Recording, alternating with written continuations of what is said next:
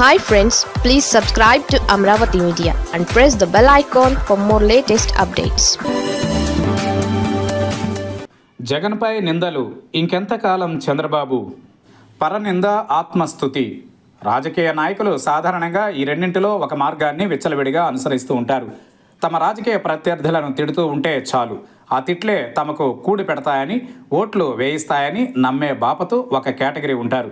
అలాగే సొంత డబ్బా కొట్టుకుంటూ ఉంటే చాలు, తిరుగులేని ప్రజాభిమానం ఏర్పడుతుందని నమ్మేవాళ్ళు కూడా మరొక రకం ఉంటారు.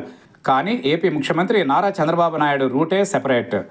ఆయన ఈ రెండు రకాల ప్రచార టెక్నిక్లను కలిపే వాడుతూ ఉంటారు. జగన్మోహన్ రెడ్డి మీద విడుదల లేకుండా విపరీతమైన తిట్ల దండకాన్ని కురిపిస్తూ ఉండడం, అదే సమయంలో అడ్డగోలుగా సొంత డబ్బా కొట్టుకోవడం ఆయనకు మాత్రమే చేతనైన విద్య అని విశ్లేషకులు భావిస్తున్నారు. వర్తమాన రాజకీయ పరిణామాలను గమనిస్తూ ఉంటే అలాగే అనిపిస్తోంది. ఎన్డీఏ కూటమి ప్రభుత్వం ఏర్పడి 1.5 ఏడాది అవుతోంది. సాధారణంగా ఒక పార్టీ నుంచి అధికార బదలాయింపు జరిగి మరో పార్టీ అధికారంలోకి వచ్చినప్పుడు పాత ప్రభుత్వం కారణంగా రాష్ట్రం చాలా నాశనం అయిపోయినట్టుగా నిందలు వేస్తూ ప్రజలలో పాత పాలకుల పట్ల మరింత ద్వేషాన్ని వెత్తడానికి ప్రయత్నించడం మామూలే. ఎవరు అధికారంలోకి వచ్చినా ఇలాంటి పని చేస్తారు. కానీ ఇలాంటి నిందల ప్రచారానికి కూడా ఒక హద్దు ఉంటుంది కదా, ఒక కాల పరిమితి ఉంటుంది కదా. తాము సరిగ్గా పరిపాలిస్తున్నది నిజమే అయితే గనుక కొన్నాళ్లకు పాత ప్రభుత్వం కారణంగా అగచాట్లు ఉన్నాయనే మాటలు ఆగిపోవాలి. అలా ఆగిపోవడం లేదంటే కొత్త పాలకులు కేవలం మాటల గారడితో, ప్రత్యర్థిపై నిందలతో ప్రజలను మోసం చేసినట్టే లెక్క. జగన్ రాష్ట్రాన్ని నాశనం చేసి వెళ్లారు. జగన్ రాష్ట్రంలో శాంతి భద్రతల్ని గాడి తప్పించారు. జగన్ అంటే భయం వల్ల రాష్ట్రానికి పెట్టుబడులు రావడం లేదు. జగన్ మళ్ళీ వస్తే ఎలా అని పెట్టుబడిదారులు భయపడుతున్నారు.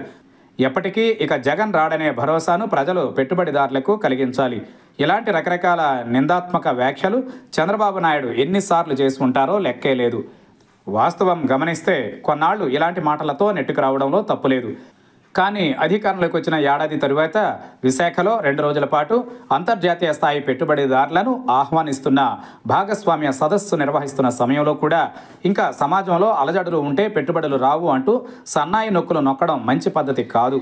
ఒకవైపు రావు అంటూనే ఒప్పందాలు కుదురుతున్న వాటి గురించి తమ తండ్రి కొడుకుల విజయంగా డబ్బా కొట్టుకోవడం మనం గమనిస్తున్నాం. చంద్రబాబు నాయుడు వ్యూహం ఎలా ఉన్నదంటే రూపాయి పెట్టుబడి వచ్చినా సరే అది తమ రెక్కల కష్టం, చెమట చిందడం వలన వచ్చిందని చెప్పుకోవాలి. అలాగే ఒప్పందాల పేరిట డబ్బా కొట్టుకున్న ప్రాజెక్టులు గ్రౌండింగ్ జరగకుండా ఫిరాయిస్తే జగన్ను చూసి భయపడుతున్నారని నింద ఆయన మీదకి నెట్టేయాలి అన్నట్టుగా ఉంది.